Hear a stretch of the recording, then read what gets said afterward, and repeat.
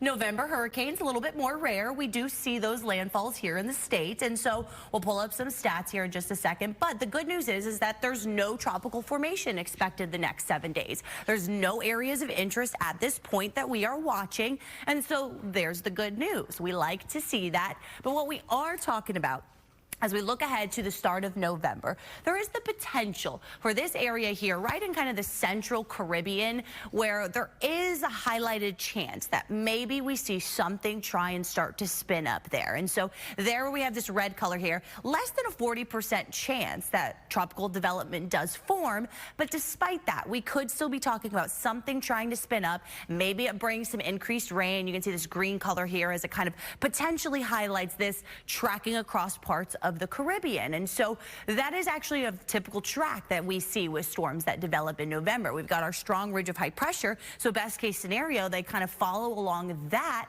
and go out to the open waters. And so here's what we're watching for the start of November. This would be kind of the general area where maybe an area of low pressure in the Caribbean tries to get its act together at the start of November.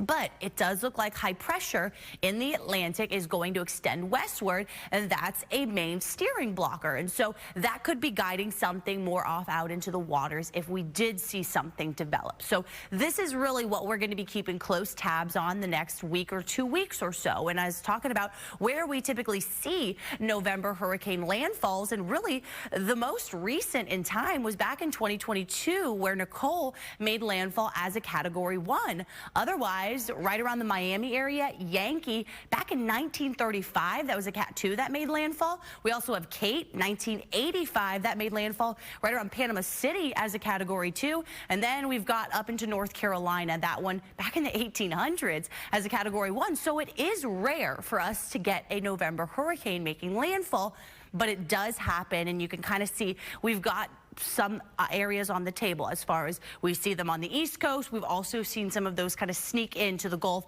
and move up into the Panhandle. So no areas of concern at this point. And of course, we'll continue to watch and continue to keep you updated here as this hurricane season closes out November 30th. So we still have a little ways to go. But hey, how about this beautiful view to kick off our weekend, to kick off our Saturday morning?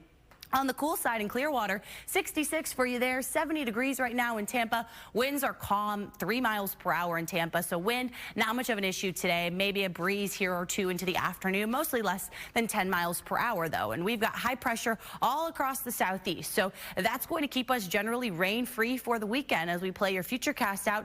Other than some passing clouds, it's going to be really comfortable out there, comfortably warm. Humidity levels, they're going to be relatively reasonable. And any of the showers that try and pop up off those East Coast winds, they're not really going to amount to much. So we're really not talking anything in the way of impactful rain even through most of next week. So highs today pretty close to seasonal. We're talking about 84 to 86 for most of the greater Tampa Bay area. Low 60s for our lows tonight, but we get closer to the Bay Area where most of us will kind of be around the upper 60s. About 68 is what we're talking about in Tampa, as well as Clearwater, St. Pete areas. Nice on the water with just a light chop.